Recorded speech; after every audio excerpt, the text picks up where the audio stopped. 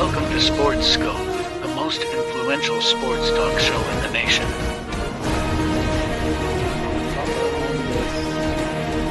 What is today, the 19th? Stay tuned for updates and great sports content. Hello, everybody. Welcome to the Real Sports Scope. I'm your host, Robert Butler, on this 17th day here of July, right in smack dab in the middle of summer here. Not as hot here in the Nashville, Tennessee area, but I'll tell you, it was still pretty hot out here. Got a great show with you for tonight. Going to go over episode 3, New York Giants. Heck of an education of free agency. We're now in free agency, going back to their season.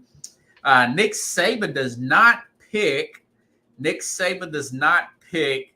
Alabama to make it to the SEC championship game. I'll go over Texas, Georgia. Looks like it's going to be those two.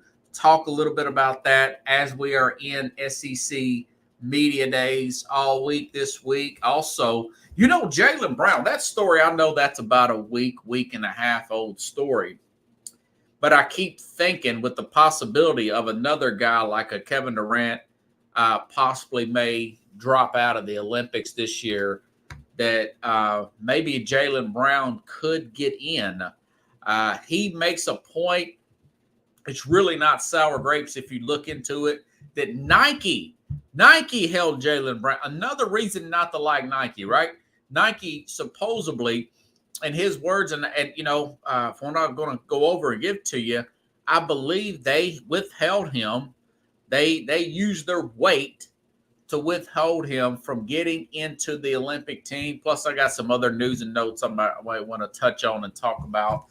But first, let's take our first and only break.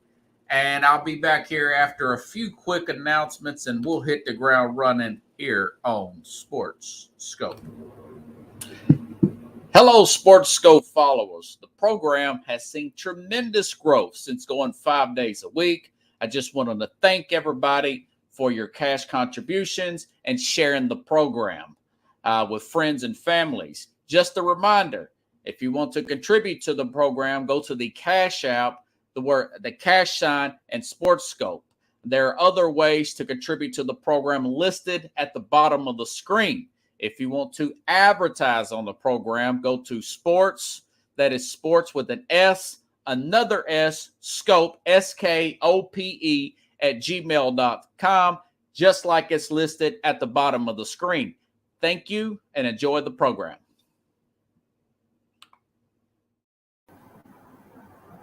I'm Mac, CEO of National Streaming Sports and host of the Mac and Jack Sports Show. You're watching the sharp-dressed man and the big story breaker, Robert Butler, on Sports Scope, Monday through Friday at 8 p.m. Eastern on National Streaming Sports. Thanks. Okay, I'm trying to get this pop-up to go off my screen, folks. And now, really, this thing is really on here now. Go figure. Let's get this thing off here now. All righty then. Man, that's driving me crazy. Okay. Now, the Giants, this Hard Knocks thing gives us a good education of about what happens behind the scenes when teams are trying to make their moves to build up for the upcoming season here. And I will say this, everything I read here and hear by watching this, a lot of people said this is way too much information. I think, like Carlos said last week, I was listening back to our program, which I'm trying to get Carlos on again Thursday, get him on Thursday. I'm going on here during the summer, going on about a 3-day-a-week show because of my schedule and whatnot. Plus, I'm, having editing days and I'm working some extra hours to get everything squared away. Don't really want that to be the case, folks, during the NFL season. Don't want it to be the case now, but this is all part of the sacrifice to get this program at a higher plane than what it currently is, if you know what I mean, folks. So just kind of bear with me here. But anyways, so, John Mara is another lets another hint. Okay, he's the owner of the New York Giants, that he's not really satisfied with the direction of this team and what Joe Sheehan is doing. Also, I've noticed that him and Brian Daboll, the general manager, they're not really on the same page. They, even though I know that he brought in Daboll and whatnot, that's his guy. I'll just play some sound bites here, explain everything in particular context. But I'll say this. It seems like Sheehan, the general manager, we talked about this when this thing first come out last week or whatever, or a couple of weeks ago, where in episode 3 comes on once a week, that the Giants' main offseason goal, like a lot of teams, particularly like the Titans and whatnot, was to fix their offensive line. 29th in the league, almost at the very bottom of the league there. Only bright spot they have is Andrew Thomas, the left tackle. But everything else you've had, she had made the comment, they've had 3 practice squad guys on at one time. And you're going against defensive lines like what Washington has, I've had over the past few years in Philadelphia. And of course, Dallas. So Michael Parsons, one of the best pass rushers in the game, folks.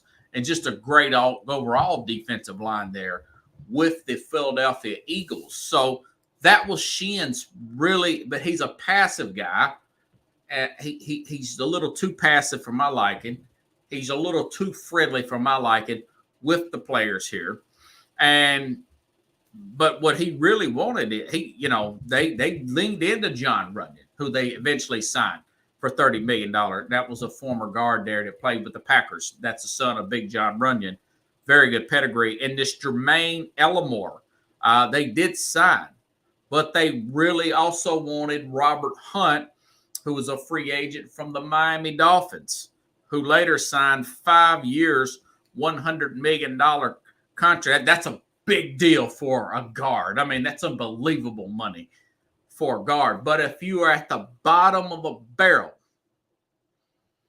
at that position, if you have a bad offensive line, you can't win whatsoever. It's one thing. In other words, if you said pick a bad unit, but you can't have both good units. Just pick one unit that you had to be bad. One has to be bad. I'd rather have a bad defensive line than a bad offensive line. It's 29th, 30th, 31st in the league, because then you're getting your quarterback killed. You can't even run the ball if it's really bad, like Tennessee was a couple years ago at the end when they had their injuries, with Derrick Henry getting hit in the backfield. This guy's running people over left and right, but he's getting run over in the backfield. But when he was with the Titans, people blaming him. I'm like, he can't even get ahead of steam, But I'll come back to this. Here's some sound bites here. So Sheehan's really moved on. You can tell by watching it, but he's got to satisfy Mr. Mara, the owner there. And you could tell Mara still's hanging on to, at this point, we're in free agency. We're going back to March Pickles. We're in free agency, and he still want to get this Saquon Barkley thing done here. And the numbers were really, really close. So let's go back here and listen to that soundbite there of Barkley. That wasn't really good at all. Something done there. Okay, let me make sure we got this squared away here. Make sure I put it down correctly here. I think this one's it. Listen up. Something done there. And the running back, I think. What's the latest? It's not the Saquon thing. Just got a text that Chicago. See, he's wanting to get the line squared away, and this is Sheehan. This guy saying, "What's the latest?" That's John Merritt, the owner there. He really wants to get Barkley back But listen to what he says, Pickles, at the end. Chicago's driving the price up and Philly's out. I don't know if that's true or not. Which I don't know. I'll make a couple calls. I don't even know if that's gonna happen, but I'm gonna have a tough time sleeping if Saquon goes to Philadelphia. I'll tell you that. As I've told you. I'm going to have a tough time sleeping if Saquon goes to Philadelphia. I'm going to tell you that. Just be honest. I have been around enough players. I mean, so, but he's the most popular player we have by far. Yeah. Did you catch that, Pickles? Let's play that again. That Chicago's driving the price up and Philly's out. I don't know if that's true or not. Which I don't know. I'll make a couple calls. I don't even know if that's gonna happen, but I'm gonna have a tough time sleeping if Saquon goes to Philadelphia. I'll tell you that. As I've told you, just be honest. I have been around enough players. I mean, so, but he's the most popular player we have by far. Yeah. Owners thinking about jersey sales. Most popular player we have by far. Win games. Win games. You know, and so they're and you know, I'm looking at this, and let's just play one more soundbite of what they're trying to do. They're also talking about this Brian Burns trade. At one point, Brian Burns is the pass rusher from the Carolina Panthers. Now, mind you, they've got Kayvon Thibodeau. Very high draft pick, inconsistent player. Jack Hirsch has been on this program. I've been on their program, the Mac and Jack and Jim Jeffcoat show, over the last couple of years. And Thibodeau's not a consistent player. He's a talented player. That's the other pass rusher. Dexter Lawrence, they've already gave the bag to him. That's the defensive tackle last year. You can make an argument that they don't need another pass rusher with that bad of offensive line. They gave – we all know what happened. They gave Burns a lot of money. So let's play some more sound bites here and kind of give you an indication of where things are going. Here is Sheehan on the phone again here. Good day for you. Good day to be Ed Barry. What's Renee gonna get? This is more on Barkley because the owner just stepped in and said, "Well, you know, we got to see what the deal was." Listen up. Perfect. What you said. 12.5 APY, 25 guaranteed. North of that? Okay, we're not gonna go there. We're out. Keyword 25 guaranteed for Barkley. Mind you, Barkley don't have to. I mean, it's tough leaving. Keep that number in mind, folks. 25 for Barkley guaranteed. Is it in the division? Give a little context. That is talking to Saquon Barkley's agent here. I'm trying to prepare myself mentally for what's going to happen. That's all. Okay.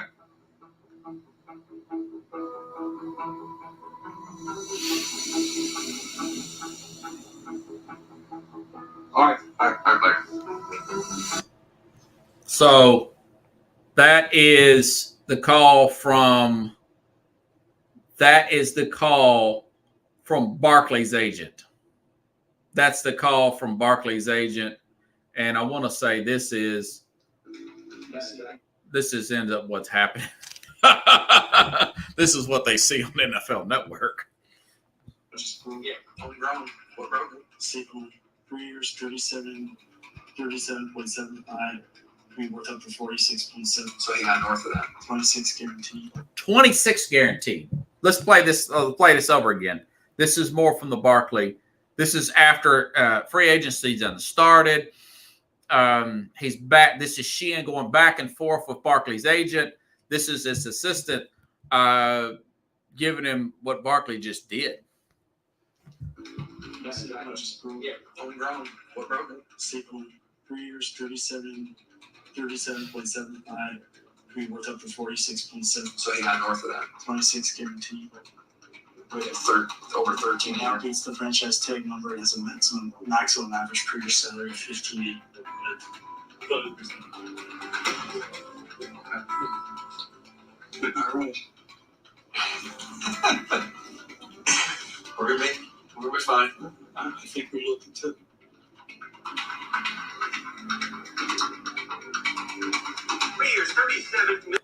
3 years, 37, 26 pickles guaranteed. $1 more million guaranteed to move to Philadelphia. Now, some of that other stuff may have been easy incentives, not to get too in the weeds on the Saquon Barkley stuff, but they're sitting there sweating it. And that the owner wants to sell jerseys, Pickles. He wants to sell.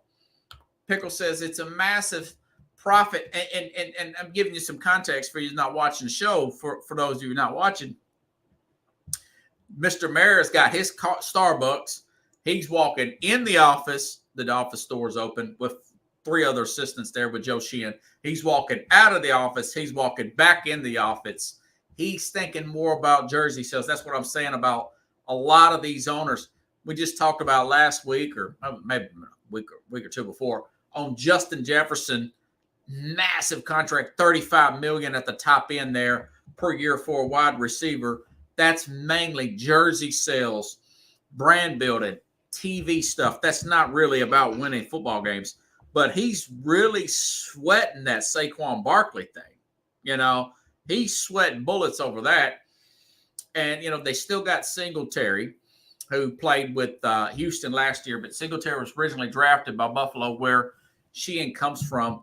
I wasn't in love with Singletary. I mean, I like Singletary, but I'm not in love with Singletary. My suggestion, with them talking about what they really wanted, they meaning Joe Sheehan, who is kind of he's a little too mild. I've talked about that before, for my liking. For one thing, if you know you're going to lose Barkley, yes, you can get that conditional thick. It's probably like a third round this year, not next year. Why not trade him? Why not trade him and get something in the 2024 draft? Trade him. If you don't want him playing for the Eagles, trade him to the Bears. The Bears were supposedly a player. The Bears end up getting DeAndre Swift from the Eagles, okay? And then musical running backs, right? And so they end up getting the Eagles end up getting Barkley, and of course Singletary, former Texans player, they end up getting Singletary. But then there's all this talk about, but he wanted Robert Hunt. Robert Hunt's a guard there from Miami. But it's like what you want as the general manager, but you feel like he's being, and I know it's supposed to be a collective, but at the end of the day, I'm the general manager. I'm supposed to make that call. And of course, I got to get the owner to sign off on it. I got to get him to sign off on it. But if he gets fired, it's because of this, because the fans are going to be saying, shows like mine, Mr. Bear is going to be hearing them, and they might not be that good next year. Now, they did upgrade their line, but I would rather take a chance on that guard at $100 million and not give up this second round pick that they gave up for Burns, and being able to dominate that offensive line, going from a very bad offensive line to adding a Runyon, adding this Jameer Ellamore guy from the Raiders, and of course adding Robert Hunt from the Miami Dolphins there. Now you have a very stiff offensive line here. But listen to Joe Sheehan talk to the defensive coordinator here, Shane Bowen, about Brian Burns. And then Brian Duvall, the head coach, is in the room too. He's asking Bowen about Burns, talking about his sack total and all that stuff. So it's 4:00, and they're trying to get this 4:00 Eastern time. This is some kind of deadline that they've set, and they're trying. He's on the phone with Dan Morgan, what I'm about to play here, trying to get this deal done with Brian Burns beforehand. But listen up. Here, this is a longer soundbite of the questioning about Brian Burns with the defensive coordinator, then the closing of the deal. Listen up. Yeah. You said Close. you said that all the guidance. All right, here's Demo. See what happens. Demo, Dan Morgan, general manager for Carolina Panthers. Daniel Thomas Morgan. What's up, buddy? Oh my God. What do we do? What are we doing, Dan?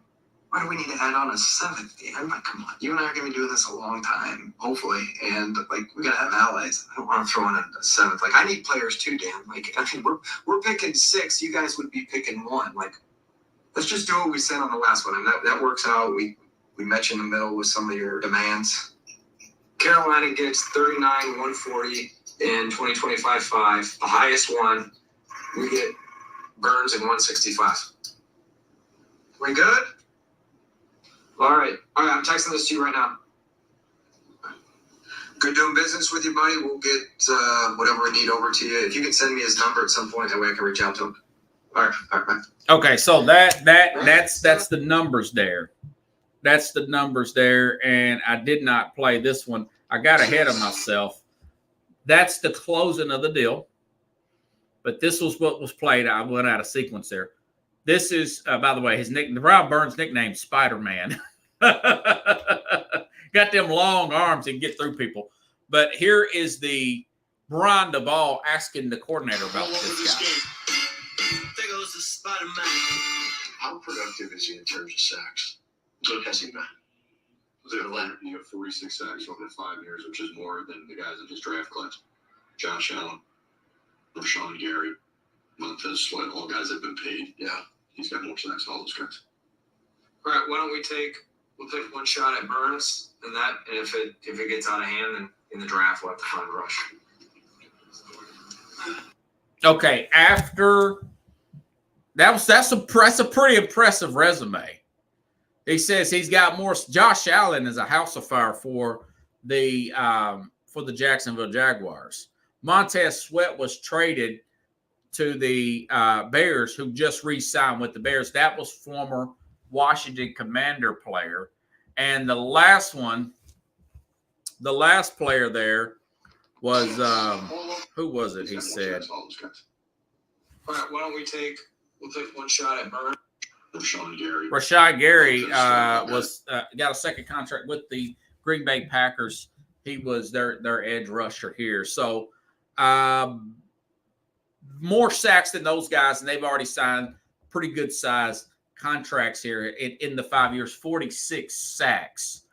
And that sounds like a slam dunk if you just listen. Okay, well, he's all that. And you could put him beside Dexter Lawrence, being in the middle, and then the other side, Kayvon Thibodeau, who's Mr. Inconsistent. Okay. That being said, even after that answer, Brian DeBall, that's from the defensive coordinator. Brian DeBall walks out and doesn't shut the door behind him. He wanted that line to get that line squared away. So if it was me personally, just playing a little armchair personally, I wouldn't have traded for Burns, even though he has those kind of numbers. I would have signed Hunt. They had 2 second-round picks, folks. One of them, that 39th, went to Carolina, and somehow Carolina parlayed it up and get the 33rd pick. Okay, I would have went after T'Vondre Sweat, who Tennessee later took at 7 in the second round, the defensive tackle, to put him besides Lawrence. And with one of those picks, with the other one, there's a guy named Jonathan Brooks, a running back that the Carolina they ended up going in the second round too. So they didn't have to sign Singletary and pay that money to him. They didn't have to give up that pick and pay that boatload of money. Now, Burns has 15, 16 sacks, and they're all world. Okay, maybe it's worth it. Maybe I'm wrong. But if your glaring weakness is really on that offensive line, why not protect it and have that good running game? Have those really good guards there beside the center. You've already got the left tackle there. Why not spend the money? Philadelphia's down the road from you. They're spending money, buku's money on the offensive line, and they're kicking butt and taking names. They're in the Super Bowl. They're winning divisions. They're getting playoff wild card wins. Meanwhile, you, the Giants, you're getting smoked by Philadelphia and Dallas. You're not controlling the line of scrimmage. You've got a quarterback that's tripping over his own feet all the time. By the way, and they also lost Tyrod Taylor to their crosstown to the team that plays in the not crosstown. I want to see every time I think about New York, I say crosstown robberies. The truth of the matter is he's playing in the same stadium with the Jets. So they end up signing Drew Lock from the Seattle Seahawks. So as I mentioned last week with the Mad New Yorker, I could see Mr. Mary cleaning house again and firing both Sheehan and the Ball if this thing don't work out. You got Drew Lock, who is he had a decent season last year, I guess, as a backup with Seattle, but you never know what you're going to get out of Drew Lock, and it's usually not good. Backing up Daniel Jones, who's coming back from a knee injury. So, I mean, it just feels like they're doomed either way. It's good to have that kind of defensive line. I get it. They end up taking a safety with their other second-round pick because they lost the safety. I just feel like their priorities are in the wrong place. If you ask me, I wouldn't have been sweating Barkley like that. But it is what it is. Pickle says sports agents are always target a division rivalry. Yes, they are. They are always doing that. Hey, if he's kicking our butt, if we can't beat him, join him. I mentioned that with Bill Belichick talking about this short guy but he's quick as a cat and he kicks their butt all the time. That guy's name was Wes Welker, and in 2007 signed with the Patriots. And man, that dude caught everything in sight for the Patriots for many years to come there, including that great year with Randy Moss there. Okay, so anywho, interesting stuff. Great show. Love it. People say it gives too much information, yada, yada, yada. I'm not one of those people. I think it's 10 times better looking at the front office and the stuff behind the scenes. You kind of know what they're thinking rather than the stuff following some mediocre player and not getting that much access. Now, that being said about Hard Knocks, the regular Hard Knocks is coming up here. This is like a preseason. Then they're going to have the Chicago Bears one. And then they're going to have a mid-season one, which starts around November. They're going to have a mid-season Hard Knocks that starts around November with the whole AFC North, Pickles. The whole AFC North. Yes, Wes Welker ran wild in Miami. He was really quick. And worth that contract with the Patriots, if you think about it. So anyways, it's been SEC Media Days all week long. Nick Saban, like myself, like I've been talking about, haven't broke down the schedule completely, although I do have a copy of their schedules of Texas and Georgia. Nick Saban, now an analyst with ESPN, he thinks that it's going to be Texas and Georgia in the college, in the SEC championship game. I thought that was interesting. So he's saying that the players he left, Keelan DeBoer, are not good enough. We know that defense for Alabama was suspect last year. The year before that, Tennessee put 51 on them. They got a new coordinator, much better, improved team, but not quite as tight as an Alabama defenses have been under Nick Saban's championship teams. So he didn't pick them. He says that it's going to be Texas and Georgia.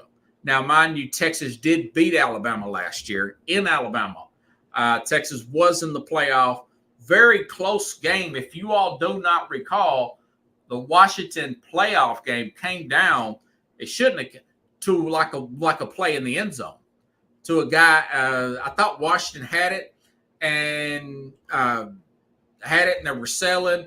Got a little too complacent, played a little prevent there, and almost prevented them to not get in the national championship game. I know they've lost quite a few players. Devontae Sweat, Jonathan Brooks, running back. Xavier Worthy, speedster there. Now he's a Kansas City Chief. Broke the combine record, but they're still loaded with talent there.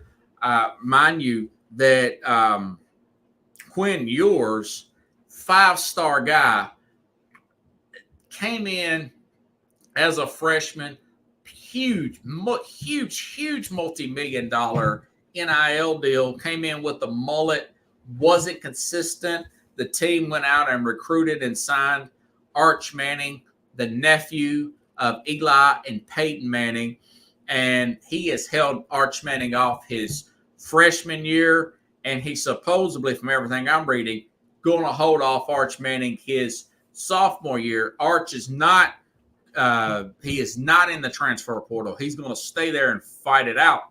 Ewers did beat Alabama, but he lost to Oklahoma last year. And he's gotten better. He's just not as consistent as he should be. And if anybody's on Facebook, by the way, and I hate to repeat myself, but if you want to talk to me, make sure and go on the YouTube, the Real Sports Scope YouTube channel, and I can speak to you that way. I've got to get my Facebook set up through my page instead of my personal profile, and I apologize. I got sidetracked again today. I had some work had to be done in my kitchen. I had to get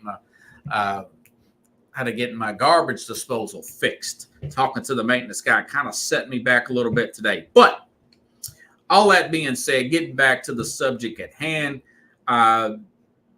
Texas is a very good team. They're in my top 3 according to preseason rankings. Now, by the way, we haven't got the coaches poll out yet. We haven't got the AP, but there's a good chance. There's a very good chance that Texas is going to be number 3, according to some of the articles I've looked up. This is USA Today. And Georgia's going to be the number 1 team in the country again. And I just talked about them yesterday. Georgia, ton of experience on both sides of the ball, including Carson Beck, a quarterback, faces a tough schedule with road games at Alabama, Texas, Ole Miss. And by the way, Georgia, what an opener, folks. They play. This is as of today. College football is very likely to change this. But as of today, July the 17th, they will open up against Clemson at 12 Eastern, 11 a.m. I would love to see a game like that in the morning, that Saturday morning, August the 31st, which is Labor Day weekend, a little earlier this year. It's usually in September. It's going to be August 31st.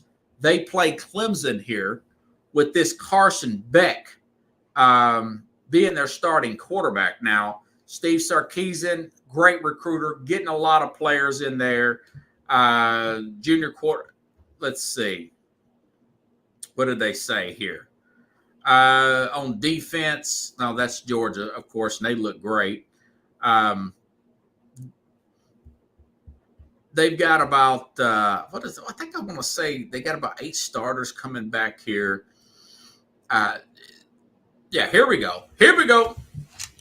This is the Longhorns have had several projected starters. 2024, Quinn Ewers, I talked about that. His 3rd season.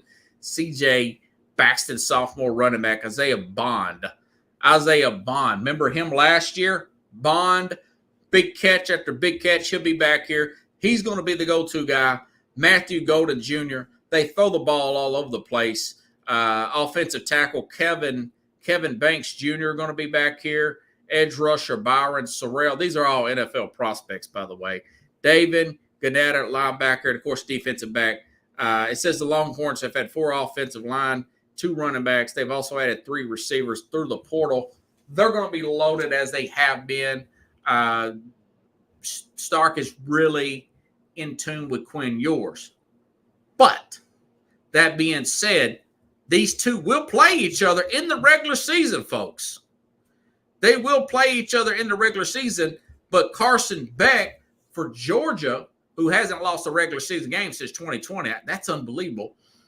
He's, according to 2 mock drafts, I've heard Mel Kiper bring this up a couple months ago, looking ahead to the 2025 draft. This is not in stone. We know how things can change, but Carson Beck is the Georgia quarterback, folks, is supposed to be the first quarterback off the board in the 2025 draft. So he's supposed to be drafted ahead of Quinn Ewers. Well, I didn't even see. And Schroeder Sanders, Deion's son, is supposed to be in the top 10. One mock had him going 7 to the Raiders. Now, the Raiders are definitely going to go quarterback, not unless Connell really takes off. I doubt he does. That being said, this guy is likely to be a top 3 to number 1 overall pick. Carson Beck from Georgia. He measures out like that according to multiple, including the NFL, Pro Football Network, not NFL Network, but I'm sure they would too. Talent, anticipation, poise, layer ability. If Schroeder goes out and has a Heisman type of season, and with Colorado, with his ability to run, he could possibly jump everybody and go number 1 overall. I do think Deion's son's that good. Now, as far as Quinn Ewers, listen, Texas has got a rough schedule too. You know, you got the 12-team playoff here. Texas, very rough schedule here. They open up against, they got to play at Michigan, which Michigan's not going to be that bad, but they also got to play the Oklahoma game, Red River rivalry game. That's a big rival game, right? On October 12th. Then the very next week, at home, mind you, you talk about standing room only, Pickles. You talk about standing. This would be a great game for me to be doing Sports Scope, the real Sports Scope outside of, if I had great seats and not bleacher seats. In Austin, folks, October 19th, Georgia at Texas. Georgia at Texas. You talk about a lot, and it said TBA, that's 7 p.m. prime time, massive stadium. Game day is going to be there. Probably going to be the number 1 and number 3 team in the country. That's going to be a big, big game. I would lean Georgia there to play Texas because they got that Oklahoma game just before that. And then, of course, Texas got to play Vanderbilt afterwards. But Texas also plays Florida after Vanderbilt. That's not an easy game. And then they play Arkansas, Texas. That's another rival game. I did not know that, but that's considered a rival game. Then they end the season against Kentucky. So it does look like that they do have an easier schedule. Wait a minute. Hold it. The way Fred Flintstone was saying. I stand corrected. It looks like Texas can cruise. Then I start seeing Texas. November 16th, they play at Arkansas. The 23rd, they play Kentucky. That's kind of a sandwich game. Then they play A&M with all their talent. And A&M's got the former Duke coach, which, remember, Duke beat Clemson last year. And Texas A&M still got all that talent, and I don't think everybody left in transfer portal. So they got to play big rival games this year. Texas, A&M, that's an old school rivalry. Oklahoma, the Red River rivalry game. And they got to play Georgia. Okay. I mentioned Florida as Florida's a nobody. But the truth of the matter is, Florida's kind of the game that gets slipped in there. You know, Kentucky's beat Florida before. Kentucky's a good team, but playing A&M, playing Georgia, playing Oklahoma, normally, and they do play Michigan. I think that Michigan's stripped down. They're a shell of themselves. They play teams like Colorado State, Louisiana Monroe, UTSA. You know, that's nothing. That's nothing, Chad. But I just think that they got a really difficult schedule. I still think they'll probably find a way to make it because of their depth and Steve Sarkisian. But I think Georgia will probably beat them in the regular season too. I thought I had Georgia's schedule here. Georgia plays Clemson. They play Texas Tech. That ain't nothing. They do play at Alabama, but Alabama's defense is suspect this year. You know? And then Mississippi State. Then they play Texas. Then they get 2 weeks off. Georgia kind of getting a lucky roll. They played the what used to be called the world's largest cocktail party. Now they don't even use that term. They play Florida there, but it ends. It's a pretty rough ending there. Playing at Ole Miss. Ole Miss, Lane Kiffin's got Ole Miss playing really well right now. The last couple of years, they're playing well, and then they have to play Tennessee at home. They should beat Tennessee and Georgia. And then they end it with UMass and Georgia Tech. Yeah, they're going to go. Auburn's in there too. They'll lose to either Alabama or Auburn. They're not going to win both of those games. And they may just lose one game. I think they'll beat Clemson too to start the season, August 31st. That Saturday Labor Day weekend, which I love games like that, you know. They'll play in Alabama and Auburn back-to-back. Auburn probably get them. Auburn, I could see Auburn knocking them out. Auburn played them well last year. Remember, Auburn's football coach, really good, played them well early in that game last year. Auburn should have beat Alabama. Remember, Hugh Freeze, former Ole Miss coach, had Auburn playing well last year. So I do think that it's probably Texas, Georgia. It's always played in Atlanta.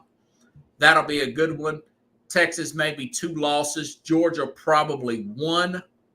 Okay. Now I haven't studied LSU. I have not studied, but LSU's defense is not bad. Alabama's defense has some holes in it for their standards. LSU defense has gaping holes in it, and that's really un-LSU-like. Could there be a surprise in the SEC? Yes. It's not going to be Georgia. It's probably not going to be Tennessee, although Tennessee's quarterback is going to be interesting to see how they play this Nico guy, who's really talented. It could be in Auburn. It could be an A&M. It could be an LSU. Those are the 3 that I think. It's not going to be Florida's. Florida's going to get Deion Sanders next year. That's my prediction. They're going to fire.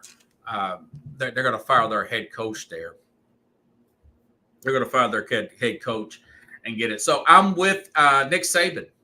I do think it's going to be Georgia, Texas, and I think Georgia with the better quarterback, according to NFL scouts, Carson Beck, first quarterback off the board. Georgia's going to take it there. Now, whether or not, like we were talking about yesterday, with Kirby Smart getting above Nick Saban now, it's a lot harder because I think Ohio State's going to be really good this year. Maybe Texas plays them again. Okay. What's their road going to be? What if they draw like an Auburn again? What if they draw an LSU again? So you've got to win, like I was talking about yesterday's program, you got to win that extra game. It's 4 games. Not unless Georgia finishes really well. But they could slip up against Tennessee. They could slip up against Texas. I don't think they will. I don't think they will. It's not a walk in the park for any of these teams in the SEC. There's no, starting this year, there's no SEC East and SEC West. It's just the 2 best teams. The 2 best teams with the best conference winning, conference records. Then it goes into tiebreakers and all that nonsense. Strength of schedule. Now, could Clemson knock them out? Yes. Dabo is going to have Clemson ready. They've got a decent quarterback there at Clemson. Young guy, going to be poised. He's going to be a junior. That could come down to one play. It's came down close before. Last time they played 2 years ago, So, yeah. Now, Texas, maybe LSU wins in a tiebreaker there. Maybe College Station they do. But Texas, I don't know. I think Texas is a loaded team. They're not going to be intimidated. And the teams that they played last year, folks, the coaching got way better in the Big 12 last year, if you recall. TCU coaching better. Kansas coaching better. Texas Tech coaching upgrade. Kansas, yes, I said it. Kansas coaching upgrade. But this is a different animal. Now they've got to play Oklahoma, Texas A&M, Georgia, Michigan, even though Michigan's banged up like nobody's business. Totally stripped down. No Jim Harbaugh. Don't see nothing happening in Michigan. New quarterback, Michigan. Don't see it. Now, of course, I haven't even looked at Ohio State, but I've read that Urban Meyer said this may be their most talented team ever with their transfer guys. We'll see about that. Talk's cheap, Pickles. But anyways, it's a lot to look forward to. And I'll probably talk a little bit more about this later on and give a playoff breakdown. I have not got my Phil Steele magazine. That was just a comment Nick Saban said. Just wanted to talk about that because that's probably about right. Schedules aside, that's probably about right. Listen, Kentucky's beating people, folks. Ole Miss is beating people. All right. Mississippi State's got a different coach. Not too concerned about them or Vanderbilt, but Tennessee's beating people. South Carolina's beating people. It's just that much harder in the SEC. I'm curious to see how this thing plays out here. It's not that many easy outs, maybe 2 or 3. And what do you got? 14 teams. LSU. I don't think Brian Kelly moved off his defense. They need a defensive coordinator. But LSU at night is always a tough place to play, even if they can't get stops. And Brian Kelly's going to have another good quarterback. He always does. Let me talk about this old story here since we're getting towards the end of the program. Jaylen Brown of the Boston Celtics wins the Finals MVP, playing the best basketball of his career. Okay. I know this is a week-old story. I kept thinking that maybe Durant's going to drop out of the Olympics. They're going to end up putting Jaylen Brown into the Olympic team, and it still has not happened. Okay. It still has not happened. So Kawhi Leonard, hurt as usual, dropped out a week ago, folks. And instead of putting Jaylen Brown in there, Finals MVP, they put Derek White, Jaylen Brown's teammate, in. And Jaylen Brown is saying this is all about Nike because he's not a Nike guy. Brown is not a Nike-sponsored athlete. This is an article I read here. And while White is, though, Brown as a sneaker free agent wears various Nike shoes with swoosh logo removed. Brown has been criticizing Nike for several years, dating an ex-post back 2 years ago in November 22 saying since Nike did care about ethics, that post was in response to Nike co-founder Phil Knight said Kyrie Irving stepped over the line when Irving shared a link to an anti-Semitic field. That was going back talking about the Amazon story, playing politics. Gary Washburn wrote Does Team USA want Brown, who's made controversial political statements in the past about the world stages, expressing his opinion? Do politics have anything to do with Hill's decision? They do. Team USA historically has been an organization that plays favorites or shows allegiance. And I was researching this story. About Nike. Damian Lillard has said is not a Nike guy. He says they put people in the back that they absolutely want to put on the team, but they do not want to show their shoes because they don't have the Nikes on there. Going all the way back to 92, Sneaker Wars here. Michael Jordan covered up the Reebok logo in his warm-up because he's a Nike guy.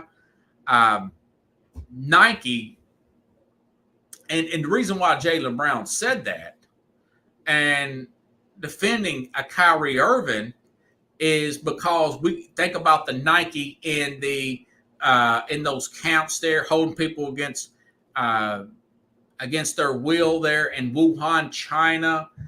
Yes, they took their plants out of Wuhan, but they did not totally disassociate with China. Nike didn't. Okay. And they did not disassociate with China, not to mention the Colin Kaepernick stuff. You say, well, that's civil rights. Well, Nike jumped on the hype of the kneeling back in 2017 with Colin Kaepernick because they just wanted to push that hype. Okay. Forget about the division and painting all the broad brushes about the police department and all that. They're okay. This goes back to Tiger Woods. Nike wanted Tiger Woods to go on this big racial campaign and commercials and all that stuff, talking about race and everything. And Tiger Woods was not on board with that. He says, listen, I'm Taiwanese and I'm black. So I'm not going to play this whole racial card thing and get everybody amped up and divide people over that. I'm not going to go for that. But this was in the Tiger Woods documentary where he said, no, I'm not going to do that. So are they really into civil rights and whatnot? Or are they simply into getting in the news cycle and being talked about, whether it's ethical or not, whether it's undivisive or not, as long as you've got Nike or something controversial, some type of so even if it's a division, long as it's hype, no news is bad. What is it? No news, bad news is good news. As long as they're talking about us, bad press is good press. As long as we're getting press, they're taking that. No, Tiger Woods did not want to divide people and go with this racial narrative, this divisive racial narrative that Nike was trying to push in the 90s. He did not want to do that. Nike's all about Nike. Nike's selfish. Nike's not about civil rights. Nike don't care about people working at concentration camps. Nike ain't worried about people taking cops getting crap beat out of them. Nike wants to sell shoes. That's Nike. Nike blocked Jaylen Brown from getting into the Olympics. That's Nike. And since that crap happened in 2017, like I said on this program, I took my only Nike shirt and gave it away to Goodwill. I had a University of Tennessee Nike shirt. And I'm glad Jaylen Brown said what he said. The heck with Nike. I won't buy Nikes no more. I wouldn't advise anybody to buy Nike. Nike is a globalist company that would sell out anybody. They're just a bunch. They are an opportunist type of company. I like the Air movie. Phil Knight's not even a part of them anymore. He's like 80 something years old now. I didn't know he was 86 years old. But I just didn't appreciate it. I didn't know how young Jaylen Brown is. I don't think he's ever got a gold medal. I think that the Olympic Committee should not like Nike, who's just running sports. I mean, just constantly with their nonsense getting involved in that. Somebody else should have something to do with it, not let Nike run everything, you know, with the AAU culture and all that crap. That's why basketball is not where it should be. It's not as pure as it should be because companies like Nike, you know, shoe agents and all that. That's why you got a lot of selfish players there. It's not a lot of team unity. They're calling the shots on who to do what. Yeah. So, but, you know, Kawhi Leonard in his situation, and quite frankly, I know they didn't want Kawhi Leonard on it. He's got one of these other off brands. A New Balance, I think. So, but yeah, they are definitely a POS. Hopefully something will work out. Maybe somebody else will drop out and it'll be a moot point because Nike's being shamed now for making it about petty nonsense. You know, I didn't realize how corrupt the Olympics are. They're so strict about drug testing and all that, but they let these companies like Nike dictate. Of course, the America's going to win anyways. They're playing really well. Don't get me wrong; they're dominating. Even though the globe has caught up with them, they're probably still winning anyways. But I just hate to see him do Brown like that. The guy ain't got a chance to get a go. But if you're a Boston Celtics fan, you know, things are flying high for the Celtics. They just won the championship.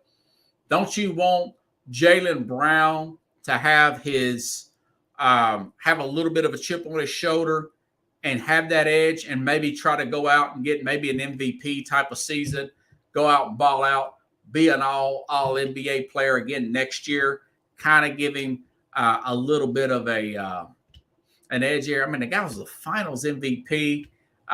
Boston gave him a huge contract last year, lived up to the contract there. That's a little motivation. If your Celtics coaching staff, I would use it to definitely motivate Jaylen Brown. Yeah, Pickle says they're owned by corporate America. Well, yeah. Well, corporate America, that's Nike for you. So your globalist corporations. All right, folks. Tomorrow, I'm hoping to have the Mad New Yorker on. I'm going to ask him a few questions here about this Georgia thing here. This thing with Georgia and Alabama, this Nick Saban. And also, can Kirby Smart catch Nick Saban? 47 years old, 2 national championships. You guys know my opinion. I don't think he will. I don't think he will catch Nick Saban at 7. But that's something we'll discuss tomorrow. Get a few more things from the Mad New Yorker and everything. So have a good night, everybody. I can't believe we're already just about out of time. I'll see you tomorrow, same time, same place here on the Real Sports Scope. By the way, folks, if you like the show, please share the show. We got to get this thing built up, everybody, okay? Have a good night. Thanks.